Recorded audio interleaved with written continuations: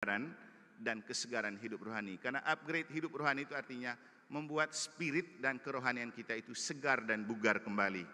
Saya sebenarnya senang sih, karena kemarin itu ada minggu kebangunan rohani. Alhamdulillah.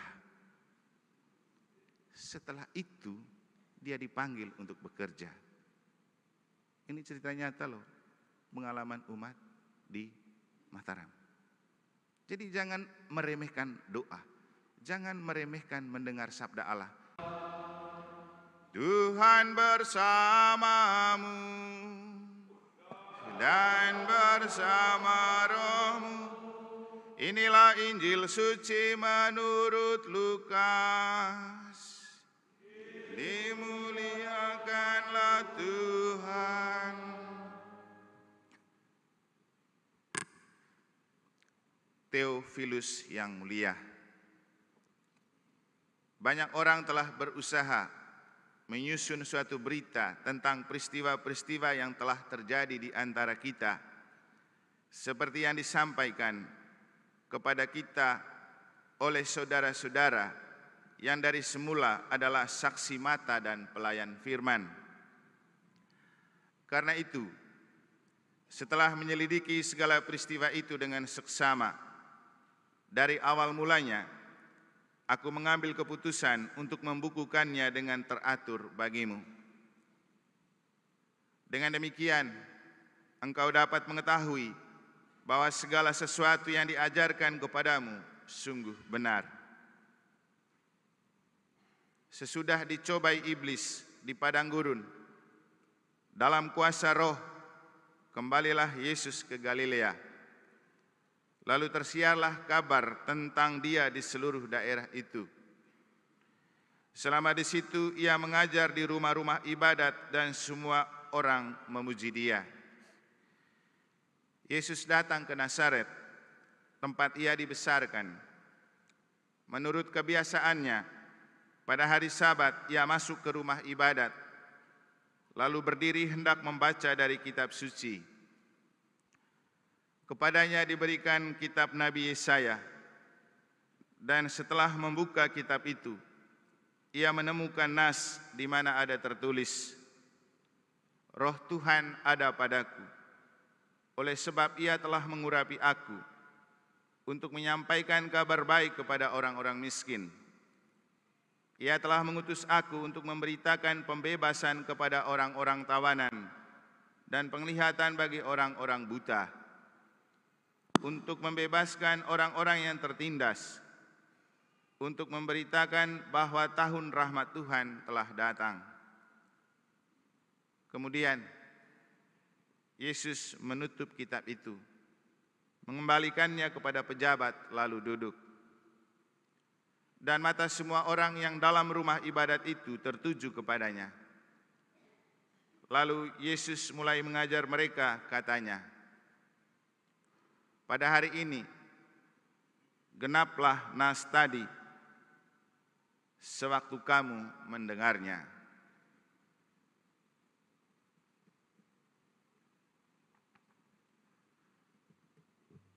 Demikianlah sabda Tuhan.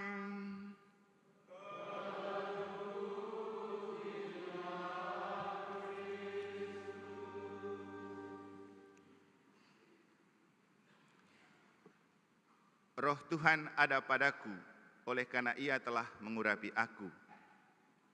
Frater, suster, Bapak Ibu, saudara-saudari, adik-adik dan anak-anak sekalian yang saya kasihi dalam Tuhan. Itu adalah kata-kata Yesus yang perlu kita maknai, dan kita perlu memaknainya dalam konteks pentingnya upgrade hidup rohani. Karena kata-kata ini disampaikan oleh Yesus di rumah ibadat di kampungnya, setelah dia mengalami sebuah atau dua buah pengalaman hebat dalam hidup, yaitu ketika ia dibaptis di Sungai Yordan, dan sementara ia berdoa, burung merpati datang untuk memperkenalkan dia kepada publik dengan suara, inilah anak kesayanganku, kepadanyalah hatiku berkenan, dengarkanlah dia. Setelah dibaptis, Yesus pergi bertapa di padang gurun, dan kita tahu dalam kitab suci, Di padang gurun ia dicobai iblis sebanyak 3 kali, tetapi Yesus mampu mengalahkan iblis. Nah, hari ini setelah Yesus dibaptis dan mengembara di padang gurun dengan berpuasa dan berdoa, ia kembali ke kampungnya. Tentu di kampungnya Yesus tetap dipandang dan dianggap sebagai anak tukang kayu yang memang tidak berpendidikan tinggi, tidak rohaniah, dan tidak ada banyak predikat yang membanggakan. Makanya Bapak Ibu, pada kesempatan lain atau sambungan dari Injil hari ini, kita mendengar respon dari orang sekampung Yesus ketika Yesus sudah berbicara begitu di Kenisah. Banyak orang yang mencibir, kuasa dari manakah dia punya itu? Dia kan anak tukang kayu, anak Maria. Kok bisa dia menganggap dirinya itu diurapi roh? Tapi belum dibacakan di Injil hari ini. Karena hari ini fokus pada bagaimana Yesus berani mengambil kitab dan berbicara tentang kitab itu dari Nabi Yesaya. Hanya mau menunjukkan sebuah perubahan hidup rohani dari Yesus yang biasa-biasa saja, anak Maria dan anak Yusuf tukang kayu, menjadi Yesus yang istimewa setelah diurapi oleh Allah melalui baptisan dan berpuasa. Dan Injil ini juga dipakai untuk memaknai karena hari ini gereja itu mendedikasikan hari Minggu biasa yang ketiga ini sebagai Minggu Sabda Allah. Maka fokus kita itu pada Sabda Allah sebagai pedoman dan pelita dalam hidup. Nah, itulah sebabnya kenapa dalam bacaan pertama kita mendengar kitab Nabi Yehemia berbicara tentang Esra, seorang imam yang membuka kitab Taurat lalu membacakan dan menjelaskan itu kepada banyak orang. Dan di awal Injil juga penginjil Lukas memulai berbicara tentang Yesus yang kembali ke kampungnya dengan sapaan Theophilus yang mulia. Waktu membaca sapaan ini saya ingat juga dengan Pak Theo, waktu kita ngobrol-ngobrol sambil ngopi di situ, dia bangga punya nama Theo. Tadi saya lihat datang agak terlambat ya, kecil-kecil dia ada di tengah itu kayaknya. Kalau saya tidak salah lihat dia tadi duduk di sini. Kecil tapi gampang dilihat, itulah ketajaman mata seorang pastor. Dia bilang, kamu tidak dibaca, itu saya itu Theophilus yang mulia. Lalu saya bilang, ya asal jangan menjadi Theophilus yang mulai bikin onar misalnya itu. Lalu saya pelintirin, Theo itu kalau dibalikin dalam bahasa Manggarai artinya toe. Theo itu dalam bahasa Latin artinya Tuhan. Kalau diubah menjadi toe berarti bukan Tuhan lagi. Ingat, Tuhan dan hantu itu beda tipis. Tuhan kalau dibalik jadi hantu. Hidup beriman juga, kita juga kadang-kadang tampaknya bertuhan, tapi sebenarnya juga berhantu. Kelihatan berdoa, tapi mungkin juga pakai dukun-dukunan, kan gitu ya. Kelihatan suci dan kudus, tapi juga ya ngeri juga bicara tentang orang. Itu beda tipis dia Bapak Ibu. Kelihatan sudah kebangunan rohani, tapi kelihatan rohaninya tertidur terus. Makanya Bapak Ibu Saudara-saudari, saya mengajak kita untuk memaknai apa yang terjadi dengan Yesus itu untuk melihat diri kita. Perlu upgrade hidup rohani. Upgrade hidup rohani hanya bisa dilakukan dengan doa, berpuasa, dan mendengar sabda Allah.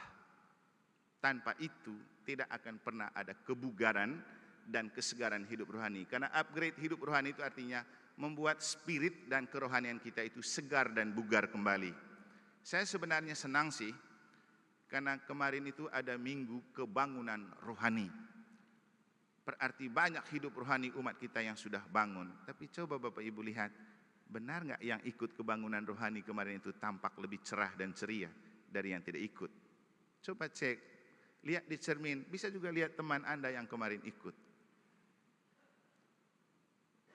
Jangan sampai yang tidak kebangunan rohani lebih ceria dan segar tampaknya daripada yang sudah kebangunan rohani. Karena itulah upgrade hidup rohani. Saya senang kegiatan itu karena dengan itu kita di-upgrade. Maka pertanyaannya, sudahkah kita menemukan keluarga kita lebih bahagia setelah kita mengikuti seminar bahagia itu? Atau jangan sampai makin suram?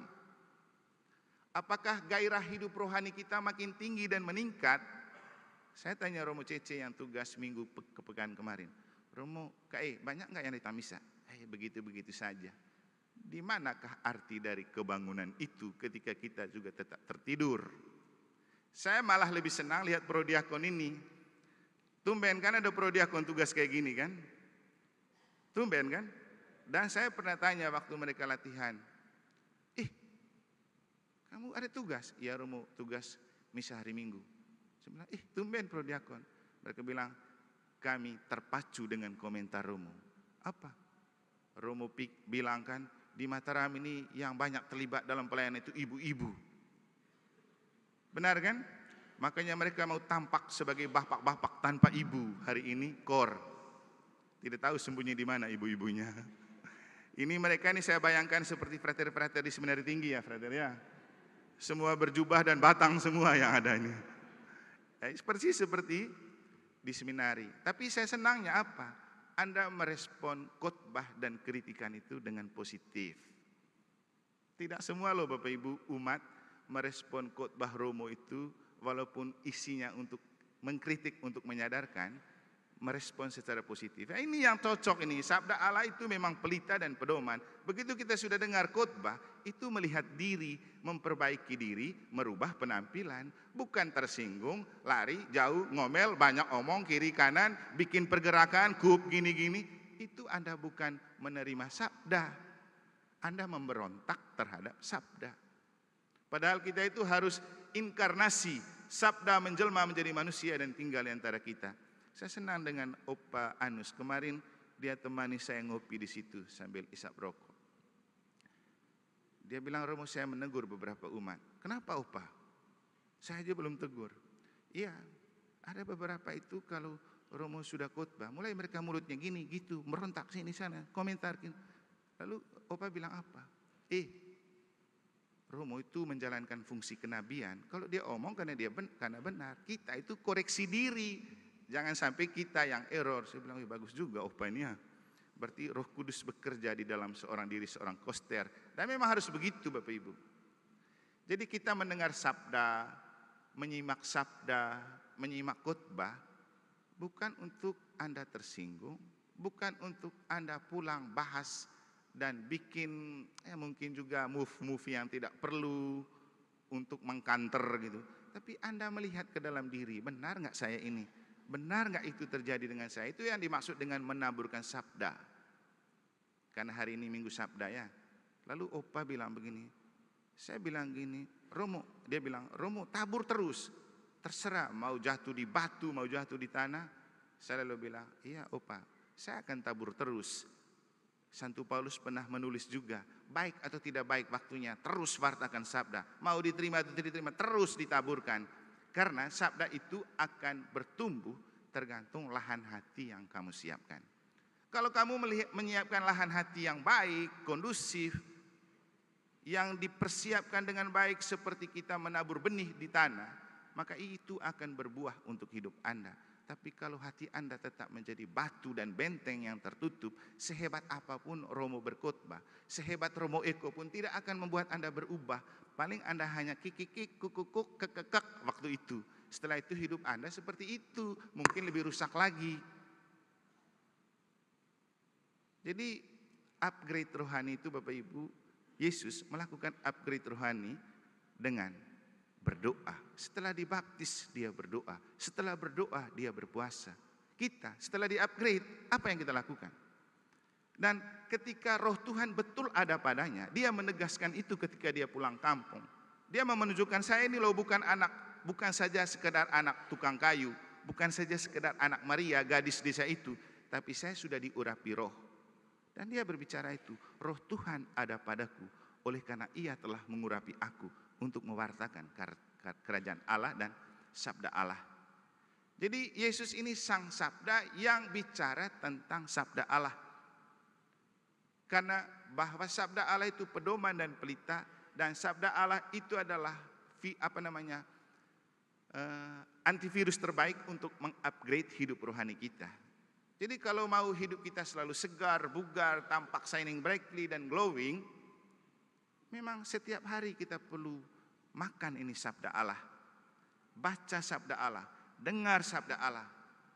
Bapak Ibu lihat sendiri, kita ini kinclong dan tampak seperti ini bukan karena gizi sehat. Kita kan tidak masuk dan dapat itu program makanan bergizi dari Prabowo kan. Kita itu hidup dan sekolah di seminari itu dari makannya tidak bagus, nasinya keras, ikan kering bertahun-tahun, tapi tetap tampak segar dan ceria. Bisa tanya XX yang pernah di seminari. Tapi kita itu wajah cerianya selalu ada. Kenapa? Ibadat pagi, iya. Bacaan rohani, iya. Misa setiap hari, iya. Karena secara rohani betul-betul di-upgrade. Begitu pulang libur langsung retret. Bapak Ibu pulang libur apa? Belum tentu ke gereja. Sibuk kejar pekerjaan. Tidak ada upgrade hidup rohani. Sehingga yang ada mungkin juga Anda pulang libur, Anda mengejar pekerjaan, lupa jaga hidup rohani, drop, lalu bisa jadi sakit. Ya, bisa jadi di baliknya juga ada kematian cepat. Jadi upgrade hidup rohani itu penting. Dan cara untuk mengupgrade hidup rohani, pilihannya adalah doa, puasa, baca kitab suci. Saya itu terkesan dengan cerita dari salah satu orang ketua KBG waktu saya pergi misa di Rembige beberapa saat lalu. Dia bercerita tentang dia berhenti dari pekerjaannya, diberhentikan. Lalu dia pusing bagaimana harus menghidupkan istri dan anak setelah diberhentikan kerja. Lalu dia bilang apa? Romo, saya puasa 2 hari, tidak makan, tidak minum. Bisa, bisa. Tapi di dalam puasa itu, saya punya motivasi dan minta kepada Tuhan dalam doa. Tuhan, tolong segera beri saya pekerjaan. Alhamdulillah. Setelah itu, dia dipanggil untuk bekerja. Ini cerita nyata loh, pengalaman umat di Mataram. Jadi jangan meremehkan doa, jangan meremehkan mendengar sabda Allah, jangan meremehkan puasa, tapi puasa untuk motivasi yang lebih baik. Itu cerita memacu saya dan frater untuk juga kami belajar berpuasa dengan program intermittent fasting. Cukup makan sampai makan malam, berhenti dan minum saja sampai makan siang. Dan itu membuat kami lebih agak ramping kan. Frater itu ramping cuman karena badan besar, tapi kalau perutnya kan sudah rata. Itulah definisi ramping. Kamu lihat frater besar itu jangan pikir gembrot, beda Bapak Ibu. Karena memang bodinya besar tapi kelihatan perutnya rata, itulah ramping. Nah, beda dengan krempeng. Romo Cece itu krempeng dia itu. Itu bukan ramping. Nah, kalau saudara Romo Eman lain lagi ya. Kata orang itu body macho dan atletis. Nah, tapi begini Bapak Ibu. Begini, saya hanya mau mengatakan bahwa ibu, bapak-bapak, ibu-ibu, upgrade dirimu secara jasmani dan rohani. Jaga kesehatanmu, jaga pola makanmu, jaga pola hidupmu, jaga pula pola hidup rohanimu. Itu yang membuat kita selalu di-upgrade dan akan selalu tampak shining brightly dan glowing. Amin.